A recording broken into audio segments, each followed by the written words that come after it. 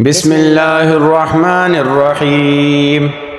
تبارك الذي بيده الملك وهو على كل شيء قدير، الذي خلق الموت والحياة ليبلوكم أيكم أحسن عملا وهو العزيز الغفور، الذي خلق 7 سماوات طباقا ما ترى في خلق الرحمن من تفاوت فارجع البصر هل ترى من فطور ثم ارجع البصر كرتين ينقلب إليك البصر خاسئا وهو حسير، ولقد زينا السماء الدنيا بمصابيح وجعلناها رجوما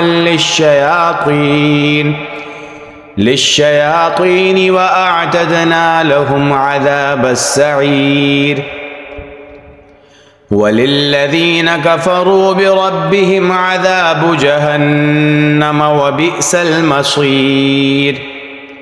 إذا ألقوا فيها سمعوا لها شهيقا وهي تفور تكاد تميز من الغيظ، كلما ألقي فيها فوج سألهم خزنتها ألم يأتكم نذير، قالوا بلى قد جاءنا نذير فكذبنا وقلنا ما نزل الله من شيء إن أنتم إلا في ضلال كبير.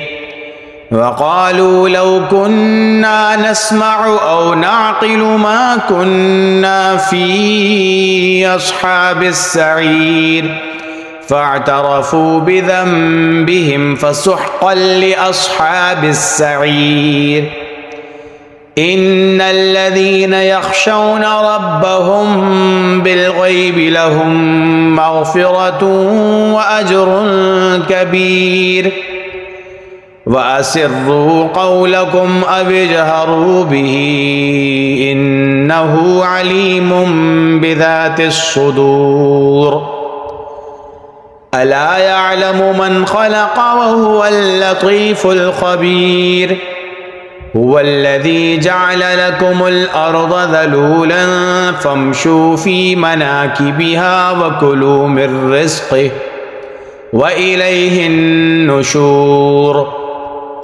أأمنتم من في السماء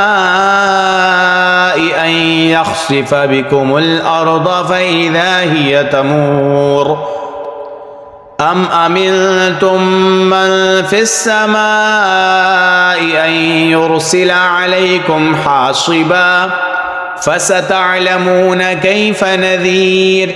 ولقد كذب الذين من قبلهم فكيف كان نكير. أولم يروا إلى الطير فوقهم صافات ويقبضن ما يمسكهن إلا الرحمن إنه بكل شيء بصير. أمن هذا الذي هو جند لكم ينصركم من دون الرحمن إن الكافرون إلا في غرور. أمن هذا الذي يرزقكم إن أمسك رزقه بل لجوا في عتو ونفور.